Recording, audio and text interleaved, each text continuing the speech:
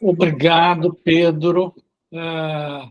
Agradeço aí imensamente pelo, pela sua exposição e é, vou agora abordar um tema que dialoga muito com o que você expôs e,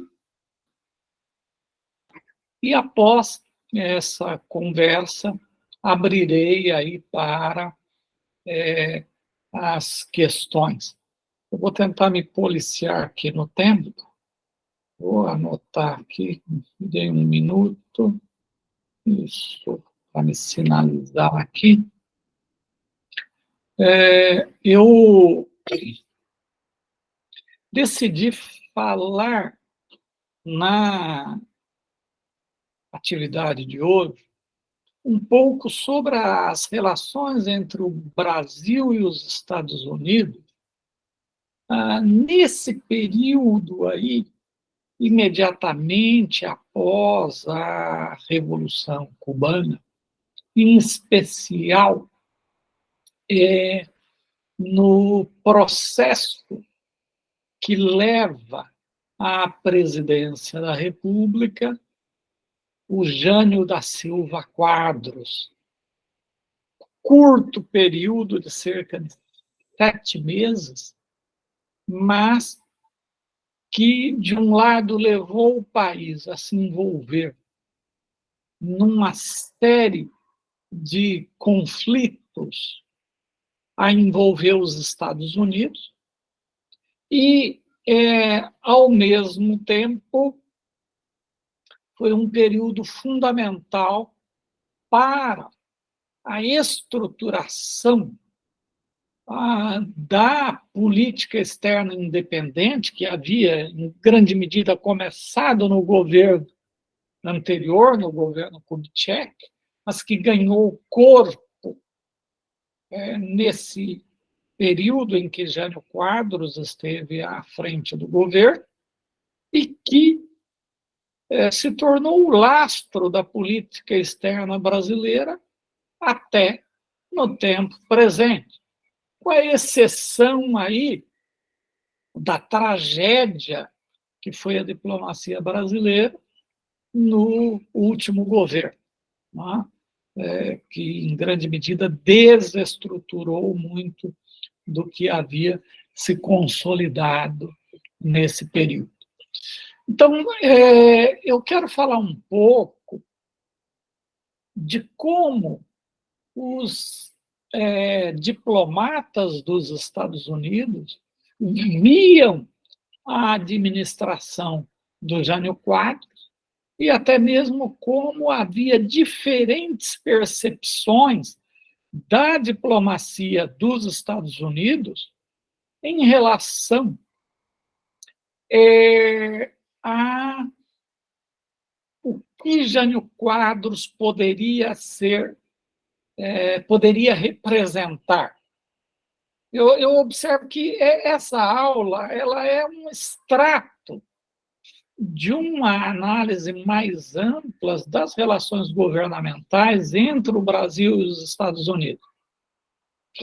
E eu vou procurar centrá-la, em particular, na percepção que diferentes atores envolvidos na diplomacia dos Estados Unidos tinham do Brasil e desse governo Jânio Quadros. Tá?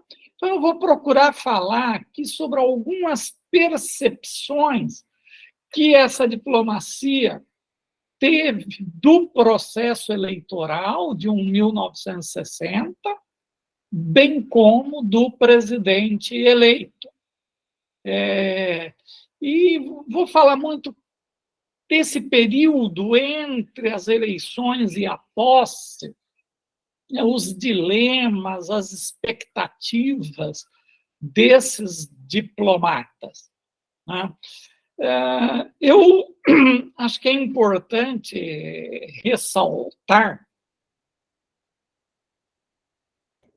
que Ah, as relações entre os Estados Unidos e o Brasil, naquele período, elas são profundamente marcadas pela preocupação estadunidense em relação à Revolução Cubana e ao que poderia ocorrer no Brasil. Também é importante observarmos, quando nós falamos em Brasil e Estados Unidos, nós estamos a falar das duas nações mais populosas do continente. E havia toda uma preocupação dos Estados Unidos em relação a que, se o Brasil pendesse para um outro lado, isso poderia ter uma reverberação continental desastrosa para os Estados Unidos. Então, dessa forma, havia uma preocupação muito grande dos Estados Unidos em relação ao contexto brasileiro. Então, observem que, no contexto da Guerra Fria, a América Latina foi a primeira experiência de uma aliança regional implementada pelos Estados Unidos após a Segunda Guerra Mundial. No entanto, se a gente considerar as tensões resultantes dos conflitos globais na Europa e na Ásia, até o início da Revolução Cubana, a América Latina mereceu um lugar secundário na política externa dos Estados Unidos. Mas, no entanto, os Estados Unidos viam como fundamental garantir a primazia sobre essa região. Como eu já disse numa aula anterior, em decorrência disso, firmou-se o TIAR, o Tratado Interamericano de Assistência Recíproca, na Conferência do Rio de Janeiro, em 1947, depois, em 1948, se constituiu a Organização dos Estados Americanos, e assim os Estados Unidos procuraram manter o controle sobre a região. Como resultado dessa política, até 1950, a exceção do Programa de Assistência Técnica do ponto 4, que foi iniciado em 1949, a América Latina era a única região do mundo que não contava com um programa de assistência dos Estados Unidos. Só vai ter alguma coisa no ponto 4. E é importante notar que, só para a gente ter uma ideia, que entre 45 e 52, a América Latina recebeu menos ajuda econômica do que a Bélgica e Luxemburgo. Só para a gente ter uma ideia. Essas relações entre o Brasil e os Estados Unidos, elas foram sempre pendulares. O Frank McCann afirma que, quando historiadores especialistas olham para as relações dos Estados Unidos com o Brasil, veem elas sempre como positivas, saudáveis, pacíficas. No entanto, para ele, esse ponto de vista ele é resultado de uma predominância de análises de curto prazo, desenvolvida em ambos os países e no Reino Unido. E ele afirma que os problemas dessas duas nações, no geral, foram analisados de forma isolada e fragmentada, impossibilitando uma interpretação mais precisa do tema. Para o Frank McCann, quando as relações de Estados Unidos e Brasil são analisadas numa perspectiva mais de longa duração, percebe-se a extensão dos problemas, dos conflitos e dos choques de interesse, né? Segundo esse importante historiador brasilianista, recentemente falecido, né? Independentemente das características dos sucessivos governos brasileiros, sempre surgiram tensões e conflitos, na opinião dele, desnecessários entre o Brasil e os Estados Unidos. E para o Frank McCann, regra geral, os problemas tiveram origem em Washington. O Frank entende que a perspectiva por meio da qual os Estados Unidos olhavam para o Brasil era sempre de privilegiar os seus interesses, era sempre de impor as suas perspectivas ao Brasil, e que isso teria, regra geral, levado a conflitos. Né? Então, é dentro desse contexto que eu acho importante a gente olhar esse período aí de 60 a 61, que é exatamente um período de tensão, de conflito. Então, eu quero colocar uma lupa sobre isso. Né? Então, eu gostaria de começar a falar da campanha presidencial brasileira de 1960. Como era comum, durante essa campanha de 1960, a diplomacia dos Estados Unidos monitorou as tendências dos candidatos, tanto no que diz respeito às políticas internas quanto externas. Em 14 de março de 1960, o cônsul-geral de São Paulo, William Cochran Jr., ele enviou uma mensagem ao Departamento de Estado comunicando como os jornais, o Estado de São Paulo, que era conservador e pró-Jânio Quadros, e como a Folha de São Paulo, envolvido em uma campanha contra o Jânio Quadros, trataram a visita de Jânio Quadros a Cuba. Então, vocês imaginem,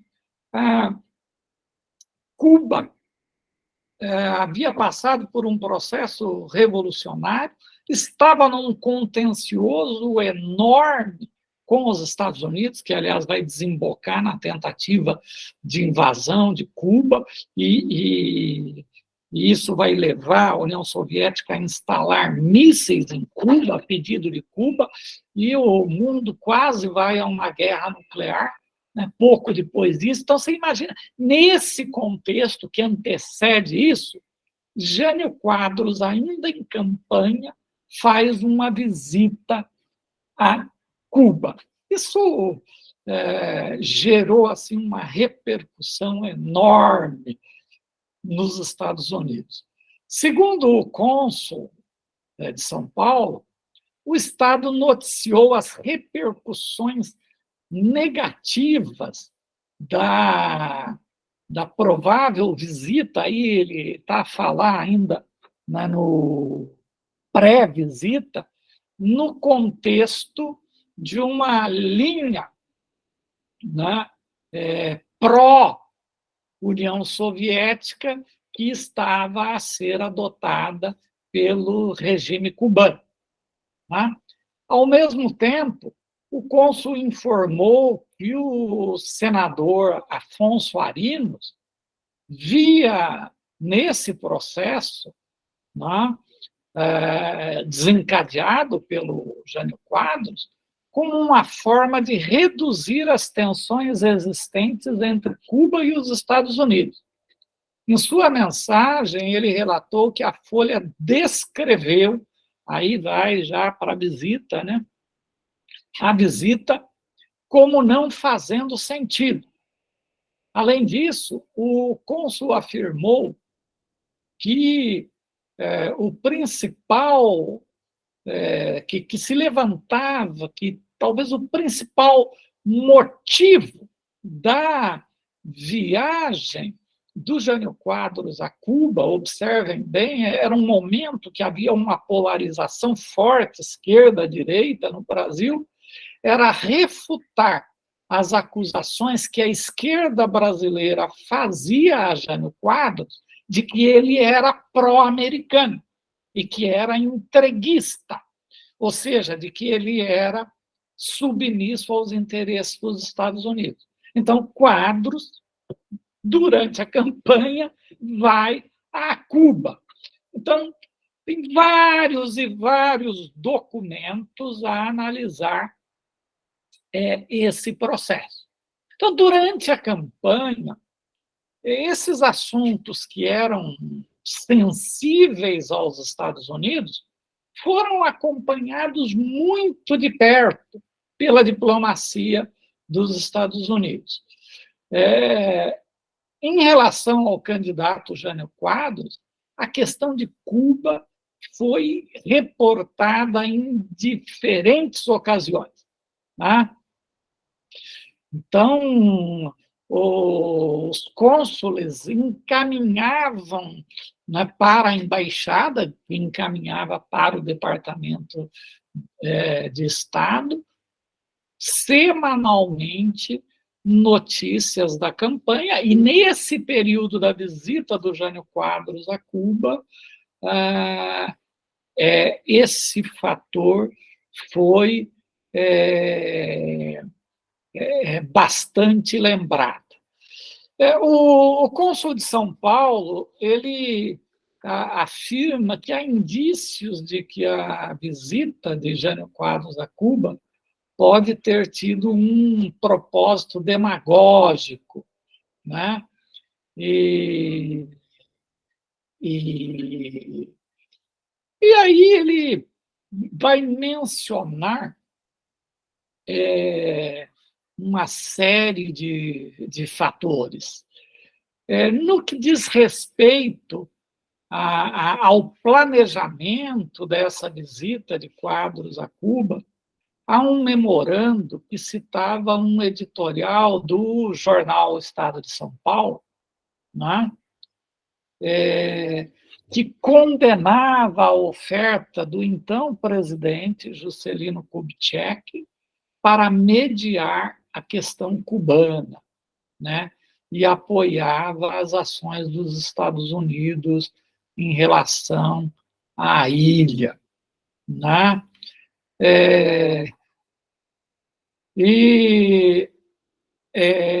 Ele observa, então, que esse ponto de vista provavelmente induziria os leitores do Estadão, né, a se posicionarem contra a visita de Jânio Quadros a Cuba. Né? Além disso, o cônsul encaminha documentos, né? Um deles dizia que o jornal O Estado, que, embora criticasse o regime de Castro, apoiava a viagem de Quadros à ilha e lembrava, né, a visita de Khrushchev aos Estados Unidos e a de Eisenhower e Nixon à União Soviética. Observem que o Estadão estava, de certo modo, alinhado com a candidatura do Quadros. Né? O cônsul sempre indicava que esse jornal estava a apoiar o candidato Jânio Quadros. O Cochrane, nos seus highlights da campanha presidencial enviados ao Departamento de Estado em 8 de abril, ele continua a expor a visita de Jânio Quadros. Segundo o cônsul, o candidato disse à mídia que as notícias sobre Cuba na imprensa brasileira não expressavam a real situação da ilha. E, segundo ainda esse material, afirma que o Quadros teria participado de um programa de TV onde ele passou mais de 1 hora a elogiar o regime cubano e afirmou que a revolução contava com o total apoio do povo cubano e que o seu líder, Fidel Castro, era um homem muito culto e sensível. Ainda, vocês imaginem as repercussões disso em termos da diplomacia dos Estados Unidos. Segundo o mesmo documento, o Quadros teria afirmado nesse programa que o regime na ilha era equilibrado e que as decisões só eram tomadas após uma análise aprofundada. E, além disso, que Quadros teria sublinhado que o regime não era dominado pelos comunistas.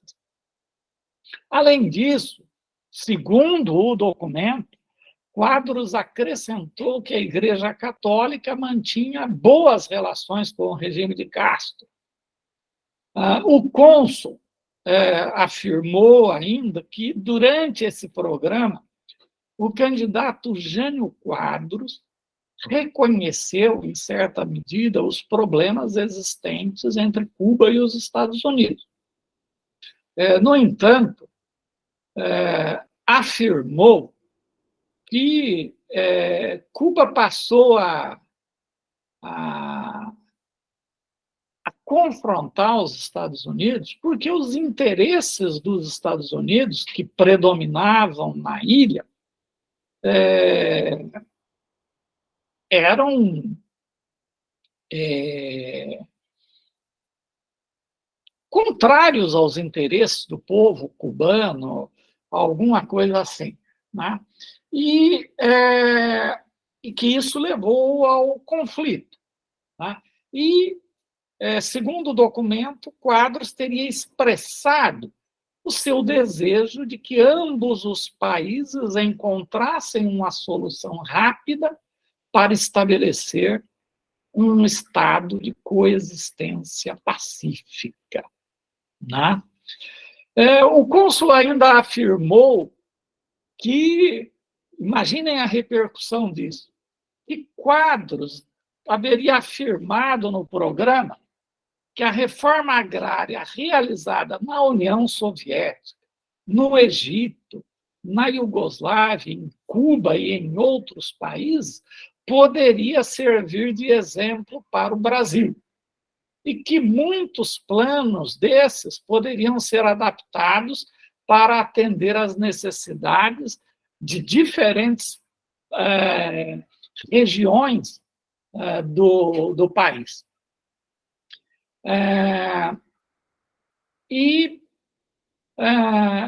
No final do relatório, como de costume, o cônsul fez a sua avaliação, né? Descreveu que o jornal O Estado sempre noticiava as aparições de Quadros na TV, dado o apoio que lhe prestava, né? E tal, mas que acrescentou que o jornal A Gazeta, que também apoiava o Jânio, decidiu omitir essa entrevista na TV, no seu noticiário. E que a Folha, que adotava uma postura contrária ao Jânio Quadros, teria feito uma cobertura crítica do evento. Por fim, o cônsul concluiu que, embora fosse cedo para uma avaliação completa, ele acreditava que Jânio perderia o apoio de muitos conservadores, mas que, por outro lado, poderia receber o apoio das massas que via com uma certa simpatia, né, o regime cubano. Também, aqui de forma sumária, é interessante, eles observaram durante essa campanha denúncias relacionadas a uma acusação de que o Quadros teria contas bancárias na Suíça, onde haveria dinheiro desviado por meio de corrupção. Relata que que o Quadros havia colocado as suas contas abertas para investigação, etc. e tal, né? E aí por diante. Esse serviço também acompanhava a campanha do Marechal Lott, que era o candidato oponente, né, do Jânio Quadros à presidência. Né? Então, o serviço diplomático noticiava, no caso do Lott, a influência e a forte presença de militantes comunistas nos comitês de apoio ao candidato. Né? Também foi noticiado, foi apontado, né, por esses informes enviados por intermédio de consulados, a existência de um suposto acordo informal entre os apoiadores, porque na época, explicar para vocês, se votava no presidente e no vice separadamente. E o João Goulart era vice do Lott.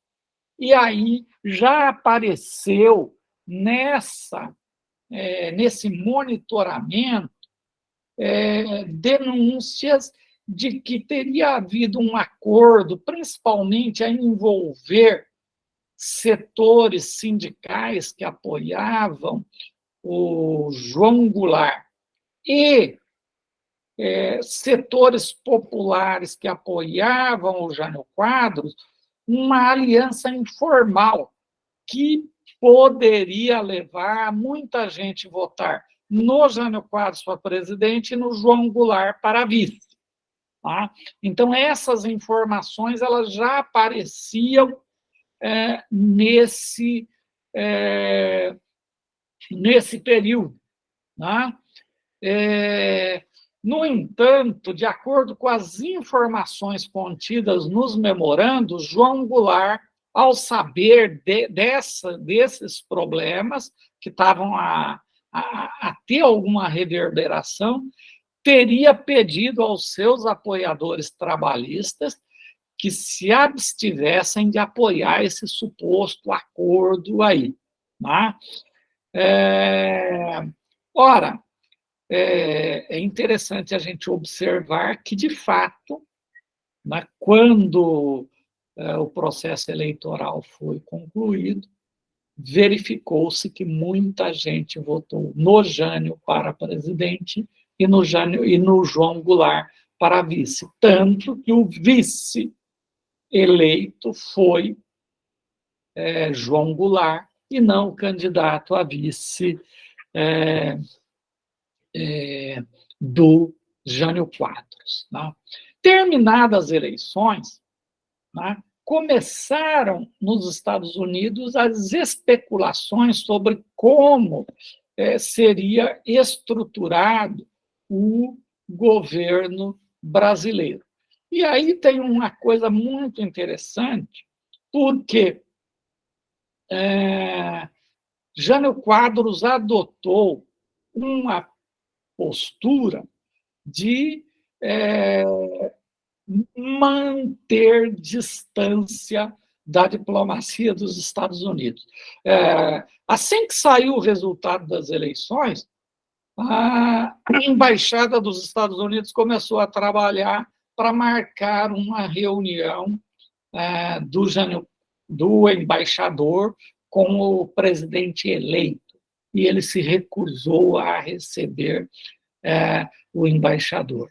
Aí, nos documentos, eles começam a dizer, olha, ele está a fazer isso exatamente porque ele tem que manter a sua base um pouco mais à esquerda, e se ele receber isso, ele vai ser acusado, como já foi, de ser pró-americano e tal. E aí eles ficam tentando mapear quem é que seria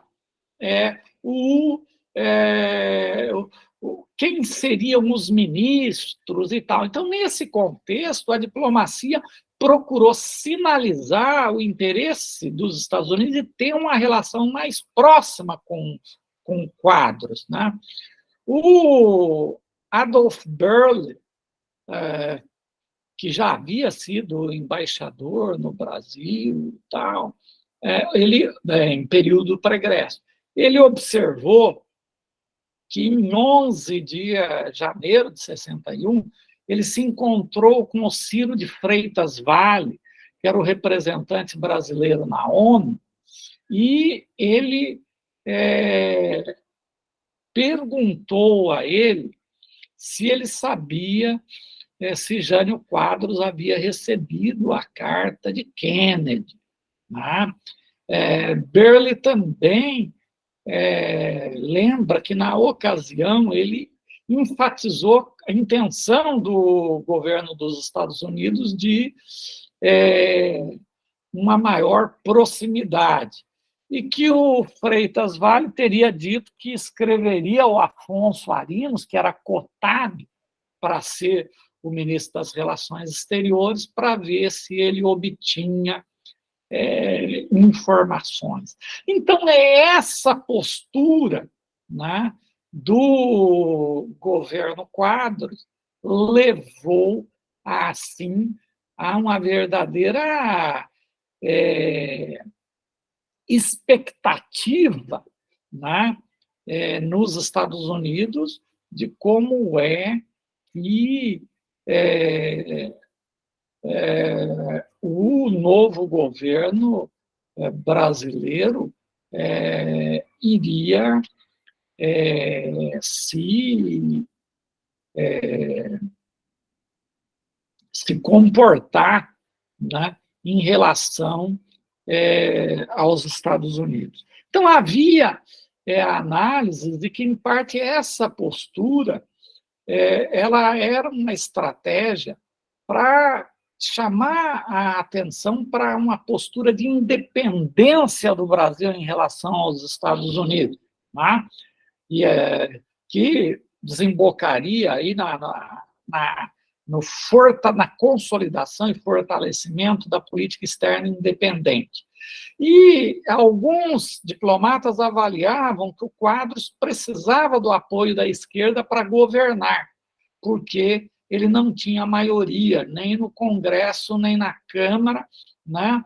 E que as suas ações eram para tentar consolidar uma base de apoio. No entanto, à medida que os dias passam, né, começa a haver uma preocupação muito maior. Por quê? Porque se o Jânio Quadros, de um lado, faz uma política extremamente conservadora em termos domésticos, ele faz uma política externa extremamente ousada, né, tentando colocar o Brasil como um ator independente, como uma potência média que tem interesses espalhados mundo afora e que não vai atuar pura e simplesmente como seguidor dos Estados Unidos. Então, isso tudo, né, leva a uma posição de crescente confronto com os Estados Unidos ao longo do governo Quadros. Eu queria observar um caso, né, que gerou assim bastante controvérsia, né? Por quê? O Brasil estava numa situação financeira difícil, herdada do governo Juscelino Kubitschek, que, de um lado, levou o país a um grande crescimento, mas também a um grande endividamento, em especial com todo aquele processo de construção de Brasília, né? E o Brasil estava recorrendo aos Estados Unidos para conseguir recursos para equilibrar as suas contas, né? E nos Estados Unidos havia uma pressão sobre o governo Kennedy de endurecer em relação ao Brasil. Inclusive, o embaixador dos Estados Unidos no Brasil, o Cabot, né, ele chegou ao ponto de fazer, o que não é comum, né, de fazer críticas ao secretário do Tesouro dos Estados Unidos por causa do empréstimo efetuado ao Brasil, sem que fossem exigidas contrapartidas, né? Havia, inclusive, na imprensa dos Estados Unidos, críticas a isso, né? Então, vejam só, os Estados Unidos concederam, em maio de 61, um empréstimo, vamos dizer, de razoável para vultoso ao Brasil, né? A concessão, né, feita por Kennedy, por intermédio do secretário do Tesouro, do Douglas Dillon, né, ela foi assim extremamente importante para o equilíbrio das contas brasileiras. Quando o empréstimo é consolidado, o Kennedy e o Dillon, né, quer dizer, o Kennedy recebe o ministro da Fazenda do Brasil, Clemente Mariani, e junto com o Kennedy está o secretário do Tesouro, o Douglas Dillon, né? E o Kennedy, durante essa audiência, ele diz que ele evitou levantar quaisquer questões políticas durante o processo de negociação. Mas, no entanto, ele salientou que o objetivo do empréstimo era apoiar o Brasil na obtenção do progresso econômico e da estabilidade financeira. E teria dito que isso tinha uma dupla importância, visto que o Brasil não era apenas amigo dos Estados Unidos, mas também a maior nação da América Latina. Destacou, né, falando para o Mariani, né, e depois ele vai pedir para que isso fosse repassado ao presidente Quadros, que o presidente Quadros precisava entender que, se ele tinha problemas políticos no Brasil, Kennedy também tinha problemas com o Brasil nos Estados Unidos. Nesse momento, ele entregou ao Mariani um clipe com vários recortes de notícias de jornais para serem mostrados ao presidente Quadros. E ele destacou especificamente um artigo do Philadelphia Inquirer que contrastava o empréstimo concedido ao Brasil com a posição neutra que o Brasil estava a adotar em relação a Cuba, bem como, né, um editorial do The Washington Post, que assim era destrutivo em relação ao que o Brasil estava fazendo nas suas relações com os Estados Unidos. Né? Então, nesse memorando que relata toda essa discussão, né, Kennedy expressaria a preocupação da posição que o Brasil estava a adotar em relação a Cuba, dizia que isso afetava toda a América Latina, que Cuba não era tanto uma ameaça para os Estados Unidos, mas era principalmente para as nações latino-americanas, e que o Brasil, ao adotar a posição que estava adotando, acabava por tornar muito mais difícil a posição dos Estados Unidos. Como os Estados Unidos poderiam conseguir aí uma unanimidade se a maior nação do continente estava a adotar uma posição, né, contrária? Né? Veja, à medida que o Brasil ia definindo as suas políticas e as suas estratégias durante o governo Quadros, o John Morse Cabot, né, embaixador dos Estados Unidos no Brasil, tornou-se cada vez mais crítico do governo Quadros, ao ponto que ele começou a expressar isso publicamente, o que levou à inviabilização da sua continuidade como embaixador e que vai levar à sua substituição, né, por Lincoln Gordon.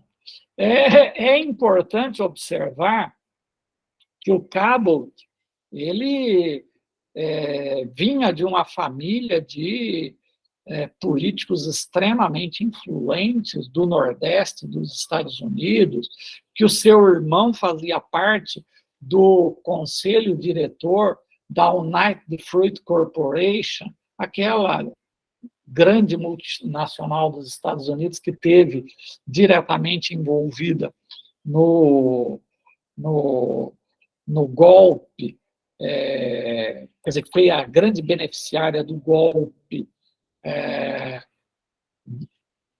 perpetrado contra a Guatemala em 1954, empresa da qual o seu irmão também era do conselho diretor, à época era diretor da CIA, o Jules também era membro, e aí por diante. Então, era uma pessoa extremamente influente, e, em grande medida, por isso, ele acabou por criticar, né, o próprio secretário do Tesouro. Conforme Jânio Quadros ia consolidando essa política externa independente, os conflitos entre Brasil e Estados Unidos na seara diplomática iam se intensificando. Em grande medida, isso criou uma situação para que, quando, após a renúncia de Jânio Quadros, 7 meses após a sua posse, numa tentativa de golpe para conquistar mais poderes, mas que fracassou. Né? Nós tivemos uma crise estabelecida no país, eu não vou entrar nos detalhes dela, mas principalmente desencadeada pelos ministros militares, que aproveitaram-se, né, do fato de que João Goulart estava em visita oficial à China para bloquear a possibilidade de retorno dele ao país, inviabilizar a sua posse, o que gerou uma grande confusão no momento e que só foi sanada após muitas negociações, né, com a volta do João Goulart ao Brasil para assumir a presidência em um regime de características parlamentaristas. Esse foi o acordo. Né? Esse foi o acordo. Isso tudo, né, essa situação toda, ela cria um caldo de extrema volatilidade, tá, para o governo de João Goulart, e isso tudo vai culminar nas condições para a elaboração do golpe civil-militar de 1964. Mas eu trato dessa questão num outro momento. Eu só queria observar, o Pedro falou bastante de um documento que eu acho muito interessante, né, que é o documento do secretário especial Leonard Wolff, sobre as preocupações que ele tinha em relação ao Nordeste brasileiro. O Wolff era um assessor especial do Kennedy e que veio ao Brasil exatamente para verificar o que estava a ser feito aqui. Eu estava a trabalhar na documentação do Open in the Archives nos Estados Unidos, quando eu descobri esse documento, e fiquei realmente assim, porque era um documento muito detalhado e onde ele apontava que, do ponto de vista dele, os Estados Unidos estavam a fazer tudo errado aqui. Né? E ele apontar, olha, a capital já mudou para Brasília e o embaixador, que era o Cabo, continua no Rio de Janeiro. O governo está a ter dificuldades, inclusive para ter quórum no Congresso em Brasília, porque muitos deputados não vão para lá, etc. E tal. E seria de muito bom tom se o nosso embaixador, né, se o presidente Kennedy, ao indicar o novo embaixador, porque já havia a crise aí, indicasse que ele ia residir em Brasília, desse apoio, isso poderia ajudar a melhorar as relações.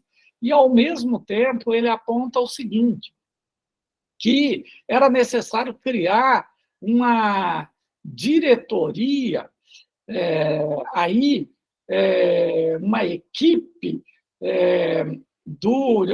que era ligada a um programa para a cooperação na área de agricultura, que os Estados Unidos tinham cerca de 180 pessoas no Brasil e tinha apenas 3 no Nordeste. E aí ele diz, tem que inverter isso, tem que criar uma diretoria em Recife, tem que colocar a gente lá. Esse pessoal não quer sair do Rio de Janeiro, tem que sair. Rio de Janeiro e São Paulo tem muita gente, o problema do Brasil está em outro lugar, está no Nordeste.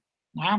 Então, eu acho que eu ainda pretendo um dia escrever um texto mais detalhado. Eu até havia pensado em falar um pouco mais sobre isso hoje, mas se eu for falar mais no detalhe sobre ele, eu vou tomar aí muito tempo. Mas eu só queria frisar, né, esse documento, ele está na Kennedy Library, e é um dos documentos que está aí a ser disponibilizado em breve no Opening the Archives, na base de dados lá da Brown, né?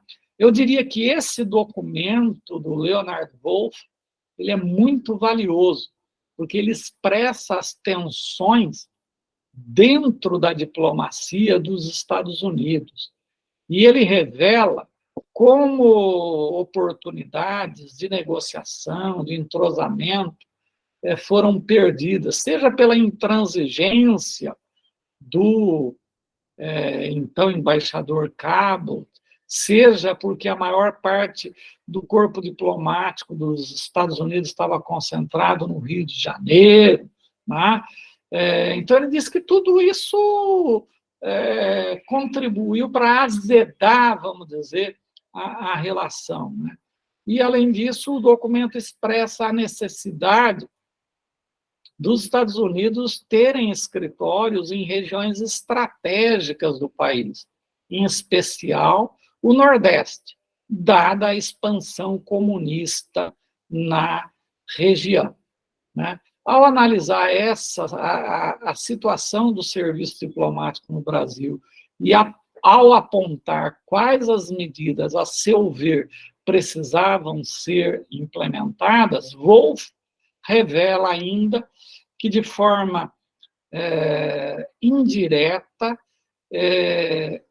e tendenciosa, como os agentes dos Estados Unidos estiveram envolvidos em atividades políticas no Brasil, e como as suas iniciativas ultrapassaram em muitos limites normais da diplomacia. Só esclarecer, não é que ele dissesse isso, é que a sua fala revela, né, como é que essa diplomacia agia e como ultrapassava em muito, né, esses limites para uma atuação no sentido de intervir politicamente na política do país. Bom, era isso que eu tinha a dizer para vocês hoje.